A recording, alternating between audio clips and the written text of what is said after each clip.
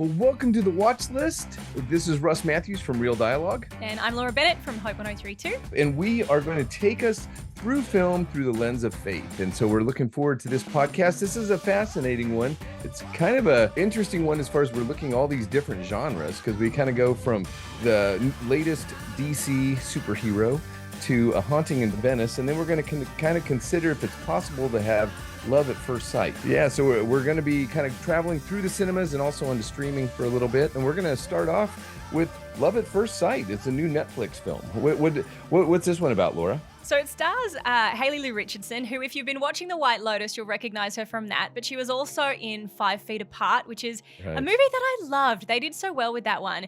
But in this, she stars as Hadley alongside a character called Oliver, who I'm going to mention him as well, because if you're watching the actor Ben Hardy in this going, where do I know him from? He was in Bohemian Rhapsody. That's right. Drummer Roger Taylor. Right, with one of the greatest wigs. But the two of them team up as Hadley and Oliver. They fall for each other in the middle of the airport. So it's one of those sort of fortuitous, serendipitous kind of moments. This movie, mind you, based on a book. So you've got a narrator taking you through these kind of moments as well. They cross paths over a phone charger cable. They end up on the same flight together. They learn just enough about each other's holiday plans to perhaps run into each other again. Maybe, maybe not. Maybe not. There is that question, can you truly fall in love at first sight? What is the probability of that? Because Oliver's character is all about the numbers, all about the stats, all about the percentages of how love and humanity and relationships work. Now, we've talked quite a bit. We even have a whole podcast on the death of the rom-com, but I'd love to know what your thoughts were on this. And also, would you even call this a rom-com, or is this a romance, or how would you even classify it? I'd love to know what your thoughts on this one are. Yeah, it is in, I guess, the romantic genre, of course. It's the boy meets girl, will the kind of quote-unquote fates bring us together? And it does sit in that pocket of love story, so I'll give you that. Like, even as we said in that other podcast episode, the romantic comedy genre has changed so much. It's not the ones that we used to think about, 27 Dresses, 2 Weeks Notice, Music and Lyrics, like all of those kind of classic rom-coms in some way. This is a modern rom-com, and I think it also fits really well with some of the discussions around how love and how romance work these days in the era of online dating and swiping and the feeling that everybody is a face and a number. This story kind of hits on that in a way when it's not necessarily about the connection these two people have, but what is the likelihood that their connection is going to last. Also, even how we get to the point of even a physical relationship with somebody, this one even kind of addresses that we kind of, where are we at in this relationship, and who are we? But then on top of it, I think the thing that really hit it for me with this film, and I did like this film, I really enjoyed it, was how they really added in some unexpected layers to developing these characters along the way. Yes, it does seem a little kind of silly maybe with the serendipitous kind of elements as far as them connecting, but I'd love to hear your thoughts. I honestly loved having the narrator in there. I thought that the narrator added something to it, kind of helped you breaking the fourth wall, helped us to kind of go, come on, you're asking the questions that you always ask during these movies, going, how did you not see that? And she in essence is kind of filling in that void. She's allowing us to participate in this film in a way. And so I really found that element was actually a great narrative element. Yeah, I wanted to give a shout out to the narrator, who's played by Jamila Jamil, who, if you're a fan of The Good Place, you'll know her as well. I did like her in this because, it's the function of a narrator. It's because it's a movie based on a book. This is how it goes, pulling in the pieces together, helping you see the elements you might not see. But her character, the narrator character, does pop up in different scenes. And at sometimes, in some moments, you can see each of Oliver and Hadley going, do I recognize you? I thought you were the flight attendant. Now you're the ticket desk operator. Now you're whatever. And from my perspective, watching this movie, it did kind of speak to, it's like these underlying philosophies about our beliefs around destiny, fate, our free will, the probability of success or failure in a relationship. What does that look like? And the character of the narrator for me almost spoke to the way that people can come across our path and be like this voice of encouragement or this voice of direction, or even they can bring a question up that really helps us navigate certain times. Like there are moments where, you know, this does happen where you're sitting on a bus and you have a moment of exchange with somebody. You may never see them again, but it's like that moment triggers another moment, which triggers another moment. And for me, the narrator kind of spoke to that, those kind of unexpected yet meaningful exchanges we can have with people and the consequences of those exchanges in our life. Like, without putting too much emphasis on it. But I just think this movie did speak to the value of the small moments and the strangers that can impact us in positive ways. Yeah, I love that. That's a great grab. I think that is a great way of being able to look at the value of the narrator, but also another thing that you brought up that I think really grabbed me, and I'll try not to. I'll stay away from spoilers. But probably one of the best moments for me was when the Oliver character has to give a speech to his mother about his mother. Both with that speech and also kind of all the things that Oliver kind of represents. I loved how this movie managed to show us that we are more than numbers. We're more than statistics. We're more than an algorithm. Because I have so many friends who've met via the internet in so many ways, you know, with the different services that are out there. And so I'm not against those things in any way, but yet I think sometimes we think that it just kind of comes down to a series of numbers, and then we'll find the right person. And this kind of goes back to your point. It's not only the people, but the fact that God actually has a plan if we have the intention of actually having a long-standing relationship with someone.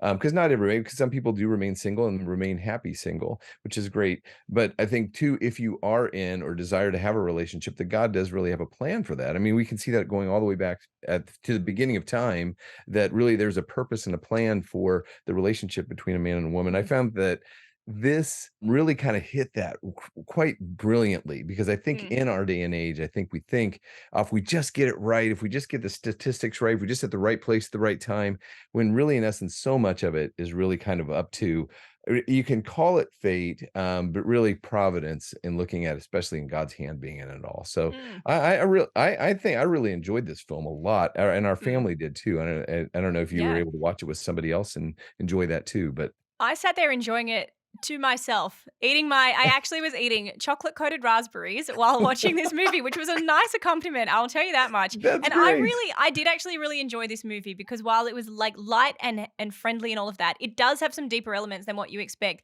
And touching on what you mentioned, there are these actual big underlying questions of, do you live life based on numbers, or, as you pointed out, do we see people as the human at the core of, you know, the probability, the statistics we may look at, there are human stories within that. It's like, do you live by numbers or do you live by your heart? But then also on this idea of providence or fate or that kind of side of things, this movie does ask that question of, like, will you lean in to the possibility of a unexpected moment? Like, will you allow yourself to take the adventure, to enjoy the possibility of missing that flight, connecting with that person, perhaps plans not going as planned, and yet finding yourself in a moment that you didn't expect, but that actually ended up having quite a lot of significance in your life? I think that's kind of a call in this movie too, is lean into the possibilities of the unknown and trusting the fact that life does come together in a way, even if it's not the way or the path that you particularly saw coming. Yeah, that's right. Oh, I think, and I think going all the way back to what you said at the beginning too, in that in this modern era, that it's still okay, you know, to take those risks, to take those opportunities as they come. You may have to kind of handle it differently than maybe we did 10 years ago, 15 years ago in a certain way. But yet, in essence, it's the same thing, that really taking that opportunity when it does come, even though it may mess up your schedule and you may not have it on your calendar, but it's definitely worthwhile in the long run. Yeah, so let's talk about A Haunting in Venice. This movie has an incredible cast. I mean, Tina Fey and his name that literally just I mind blanked on. Jamie Dornan? No, well, yeah, him too. No, Kenneth Branagh. How Kenneth could I Branagh. forget Kenneth Come on, Branagh? Kenneth. Yeah, come on. Yeah, he's right there. He's at the front of it. It's based on Agatha Christie, right? A book that she wrote, The Halloween Party. Sure. What Did you like the fact that they decided to go into the more sort of spiritual side of murder mysteries with this one? Yeah, you know what? I honestly, before we even kind of get into kind of the description of it, because it is one of Agatha Christie's. I think it was her last book. It was written like 1969. But with this one, I think they actually did themselves a disservice by kind of almost trying to set it up as a horror film. When really, Yeah. I don't think it was a horror. It's a suspense thriller, but there is a spiritual element, and I do like some of the big questions that kind of came from that, specifically with the Hercule Poirot's kind of look at his season of life and all that he has seen and the horrors that he's seen in war, but also with these murders that he's kind of investigated over the years. And that even considering, is there something good? Is there a God? Whew, it had some big stuff in it. I don't know. I mean, I'll go through and do the description, but I'd be curious what your thoughts are on that. Yeah, well, it was interesting to me because I'm so familiar with whether it's Agatha Christie or any of the other number of murder mystery stories that we tell. They do often ground themselves in the very physical, evidence-based, put the pieces together detective side of these kind of crimes. Whereas with this one, I thought, oh, you're doing something different. You're trying to ask, is there something beyond what I can see with my eyes that I can touch with my hands? Is there a level of mystery that I don't have the capacity to understand? Right. And for Poirot, who is known as this iconic, legendary detective, to come up against that question of maybe I won't have the answer, maybe this is a puzzle I can't put the pieces together for, that's a pretty big rattle to his identity. And you have to watch as he tries to navigate those larger questions and then, of course, try to solve a mystery and wonder whether he can really, really do it based on his prior experiences, but also this element of unknown, potentially spiritual mystery that goes with this story too. Yeah, definitely. Because I mean, they definitely tap into the spiritual. Don't get me wrong. It definitely is still, there is a spiritual element that it really makes this different than the other Agatha Christie stories and also the Hercule Poirot films. And well, here, let me get people caught up on kind of what the whole story is real quick, because you're probably not as familiar with A Haunting in Venice.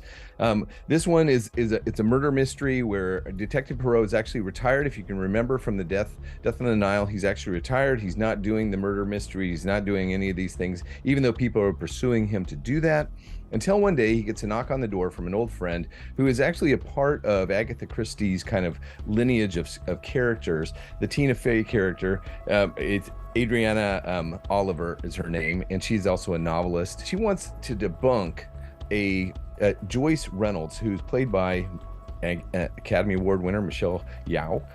She is a psychic who is trying to help this famous opera singer kind of connect with her daughter who has died kind of mysteriously here in Venice. And so these two are kind of going to try to kind of debunk this Joyce Reynolds character as she tries to kind of tap into this young lady as in regards to this Alicia, who's actually the Alicia character. But wouldn't you know it, as it all would happen, there gets to be all of these different people in the rooms, these different bit of skeptics that are all kind of a part of this family. And wouldn't you know, there's a murder that happens within the house, and they all must remain until the storm passes and they were able to figure out exactly who has kind of been who is actually the murderer in this whole scenario. Yeah. So yes, so there's a lot of similarities with other Agatha Christie stories and Kenneth Branagh stories, but it does definitely bring in some spiritual elements.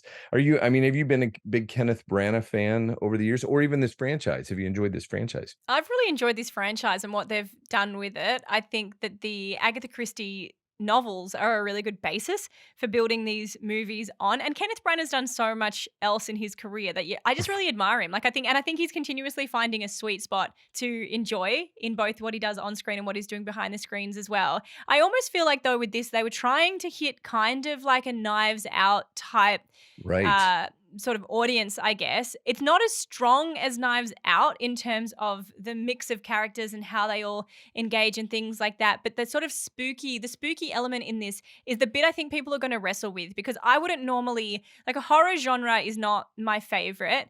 The spiritual genre I'm always a little bit wary of, because I'm wondering, what are you trying to say with this? What kind of ideas am I going to sit with during this movie? And how is that potentially going to affect me or not, right? So I feel like they're all considerations to have going into this. And because they are trying to tell this particular story this particular one of Agatha Christie's novels in time for Halloween. So Right. what they're leaning into is very much more the spooky element. But then if you choose to go and see it, you are going to be confronted with some of these questions that we've spoken about. Like, big questions right up the front. Do you even believe in the spiritual world? Right. Do you think there is a world that we can't see, can't feel, and that yet it affects us? Like, do you think there are mysteries and ideas that you can't fully grasp, but that they do actually have an influence on your world? Like, that's all in there in this. And it is, and it's probably something to flag. There are some scarier kind of, those jump scare kind of moments that do Mm, occur. So we're not saying that there isn't a horror element, but it definitely isn't your typical horror film or no. slasher film in any way, even though there is a murder that does occur. But what it does show us is that how tapping into just even kind of the thought process of the spiritual realm is very important here. And I feel like they're really touching on some big questions that are worthwhile exploring yourself, as Mm, well as being a part of a murder mystery. And I'm yeah. glad you brought up. I do Glass Onion and also Knives Out are two of my favorite probably of that, as well as this franchise. I've enjoyed this franchise. It looks like Kenneth Branagh is just having a blast. I mean, the fact Mm, that whenever he puts on that mustache, I just think he takes on the Hungarian accent and mm. thoroughly enjoys this character. And I would actually put this up there as one of the best ones of the three. I still think Murder on the Orient Express is probably the best. Yeah, it's But a lot of fun. Tina Fey's having a blast as well. Like, oh, she just owns her character. It's great. And for Yellowstone fans as well, like to see Beth, I'm only going to know her as Beth. To see her in this in a different kind of Kelly role Riley. as well, it was Yeah. great.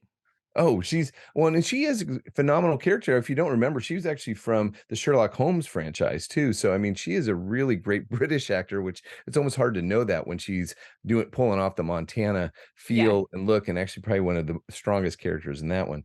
But I do think that this film does kind of exemplify the kind of the Agatha Christie feel, even if you're not Mm, familiar with it.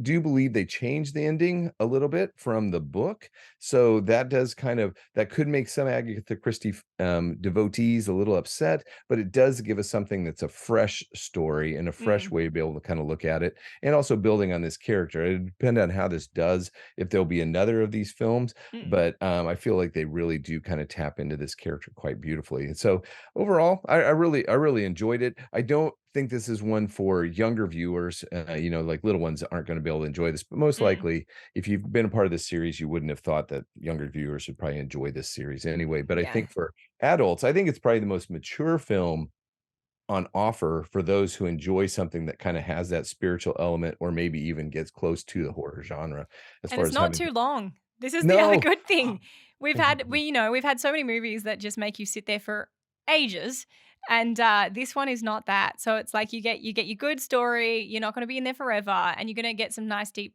thinking out of it too, I think. This is one I think that you will need to afterwards go down and kind of sit down and kind of have a bit of a chat with whoever you go see this film with, and talk about some of the bigger questions that come from it. Just talking about the spiritual realm, talking about God, good and evil. If there's evil in this world, can it actually Mm, have an answer? Why is it? Or even that, how could there be a good God when there's even yeah. all this evil in the world? And I really find that that's something that's worthwhile considering when you're seeing Yeah. this film. And even just the conversation around knowledge and how much importance we put on our ability to answer questions, Right. to have a degree of certainty, to have a degree of expertise that we feel is unshakable, where that can kind of come undone, or Right. what does it feel like if what we think we know is perhaps manipulated by different things? Like, I think Right. that's going to be there is so much to think about from what they did with this movie, but it is a little spooky. We need to point that out if It you hadn't is. got that already. So be mindful. Well, but it's actually surprising to me, and we'll move on to the next film here in just a second, but that's what's surprising to me about a film like this, because once you get to the end, you're going, "Oh, that's who did it," which is Yeah, is actually really quite. I thought there were some good twists in this, yeah. honestly. We always love a good payoff. Yeah, you do. When you didn't pick it from the beginning, so you're going, "Oh, okay, I really can get that." But then on top of it, it's one of those rare franchises where I could watch the film more than once. I think to Mm, go back and see it, kind of going, that's where I didn't catch that before. Oh, yeah. that's that subtle nuance that they added in, that they actually answered your question earlier in the story, but Mm, it almost takes the time to be able to kind of go back and watch it again. So yeah. that's why Very true. I really enjoy about those films. You want to All talk about right. Blue Beetle? Oh yeah, so romance to suspense thriller to superheroes. So we're kind of going into a new superhero and one that many might not be familiar with, but this is the latest alliteration of it, the younger version. And I look forward to kind of hearing what your thoughts are because he actually reminded me about 4 or 5 other characters that I could probably say that Blue Beetle reminded me of. But let's Mm. kind of I'll go through and explain who he is. So Blue Beetle is the latest in the DC universe. He's kind of caught in between the ending of the former regime of Zack Snyder and moving into James Gunn. So we're kind of sitting here in this awkward space where he sits, but he's the newest guy. And he's a law student named Jamie Reyes, who's returned home after going to law school at Gotham City Law. And he gone back to Palmyra City, which is again a fictional community, but boy, doesn't it look like Florida. And so he's come back, and his family, they all come from a Hispanic background, all of a sudden realizes that they have lost their home because of Cord Industries. Cord Industries is moving in and trying to make the area that they are in and kind of upscaling it to a certain degree as far as the housing and all of the different things that are going on there. And so Jamie is trying to figure out exactly what he can do to help save his family and also his community to some degree, and manages to come in contact with Jenny Cord. Jenny Cord is the heiress to the whole Cord Industries, and she's not necessarily happy with what Cord Industries is doing, especially with her auntie Victoria, who's played by Academy Award winner Susan Sarandon. And they're really trying to kind of not only take over this whole area, but they're also trying to take over the world with this new force that somehow Susan Sarandon, or I'm sorry, Victoria Cord has actually tapped into. What happens is Jenny gets what they call the scarab into the hands of Jamie Reyes by happenstance. And this scarab ends up giving him the powers to become the Blue Beetle. And so it sets the tone for kind of putting us up to what is this new character and what is the power within. And it says it is quite distinct from some of the other DC movies, especially because so many of the DC ones, I feel like visually they're quite dark. There's a different kind of tone to them than what you might enjoy in the Marvel franchise.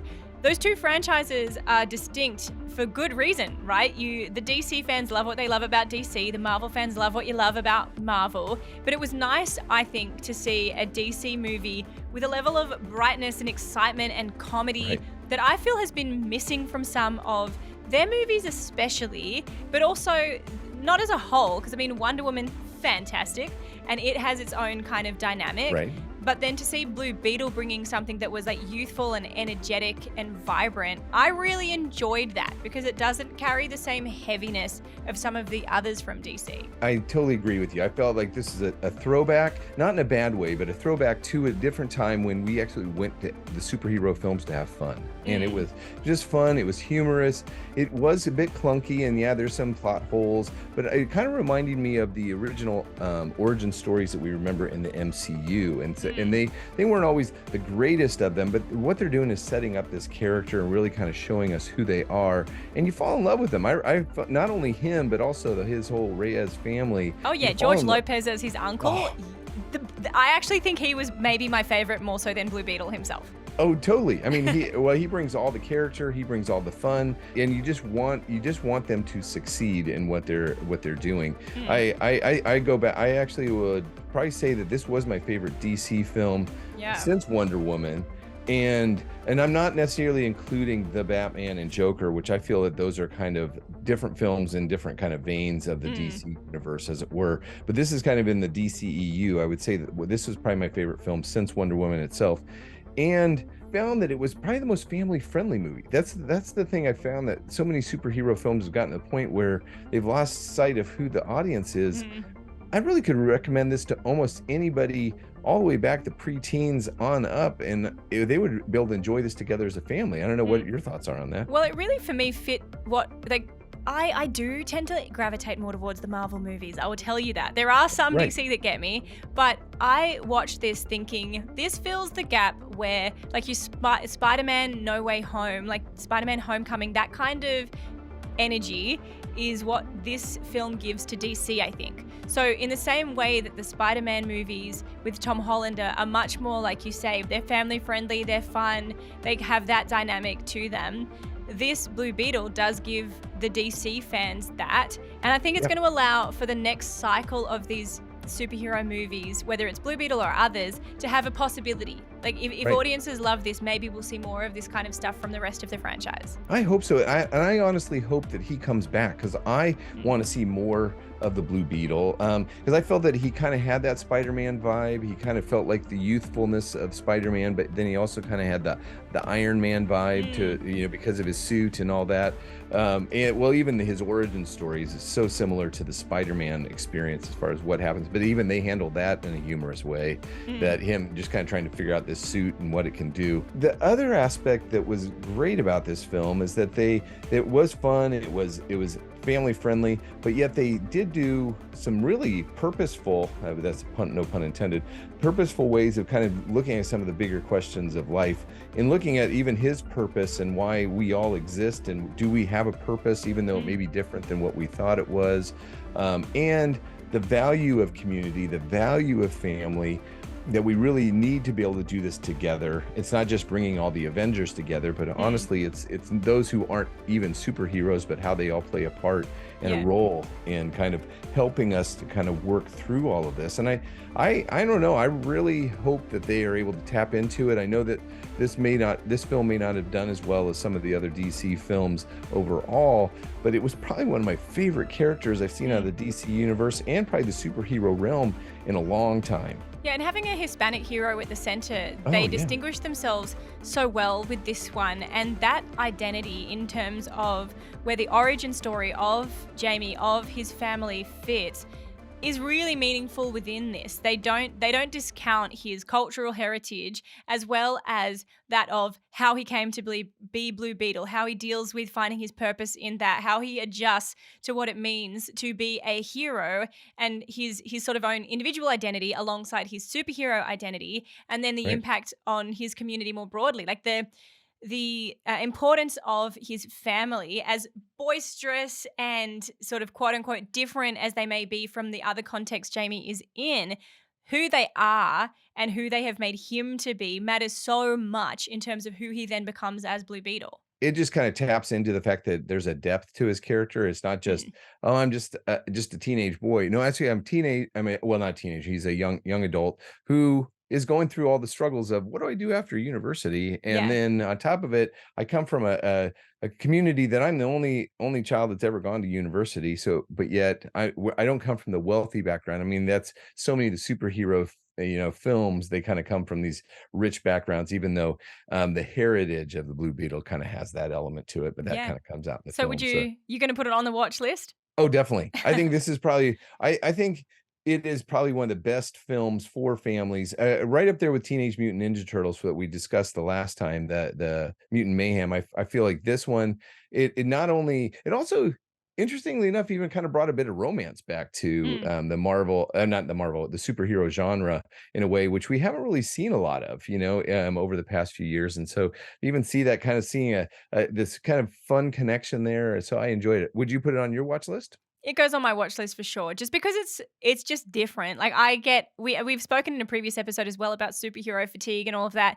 And I do think, particularly because these movies are going to get a second life in so many ways, or there's going to be a whole new life brought to these franchises. I feel like we need a reason to keep investing in these movies. We need a reason to keep investing in these characters. And of course, there's going to be the diehards and the forever, those of us that are forever latched onto any kind of superhero movie. But I think, more importantly, there has to be something in these movies that says this character is one that you should follow, and these are the reasons why you still want to find yourself anchoring your ideas and thinking things through these kind of movies. And going back to, and also supporting films like this, that we love seeing films like this coming out. They're producing them. Get out and support them, because the only way they're going to come back is if you go out and see them in cinema. So we really want to encourage people to be able to do that. And just so you know too, as we're kind of moving towards the end of the podcast, there's a new film coming out called Ruby Gillman Teenage Kraken. It's kind of, if you can remember, a film that came out during the COVID era called Turning Red, that was a Pixar film. It's very similar as far as the teenage angst of a young girl who doesn't realize that she actually has powers to become a kraken, which is a sea creature that would protect them from, interestingly enough, the villainous mermaids. Ah, And so it's more one. superheroes. Yeah, there you go. So it's beautifully animated. It's a very familiar story, but also one that might be on the watch list, especially for those who are looking for something with a little bit more of a female centric character in the teenage realm, and kind of enjoying that teenage angst that we kind of go through and experience throughout our lives. What a combination. Enjoying teenage angst. Yes. Yeah, that's right. Being entertained by, well, because I went through, when I was going through to review it, I was going through, man, there's so many films out there, especially on girls and their teenage angst, that what they Mm. experience and how the challenges of being a teenager and peer pressure and all these different things that are experienced by that. But then on top of it, to just be so awkward, even though you have powers that you didn't even realize that you were supposed to have. So there's some good messaging in the film. It wasn't the greatest of films. I wouldn't necessarily put it on the top of my watch list, Mm. but it was one that doesn't necessarily have warnings to it. It would be one that if you're going out and you want to find something that's entertaining, it might be worth engaging with yourself. So, Mm.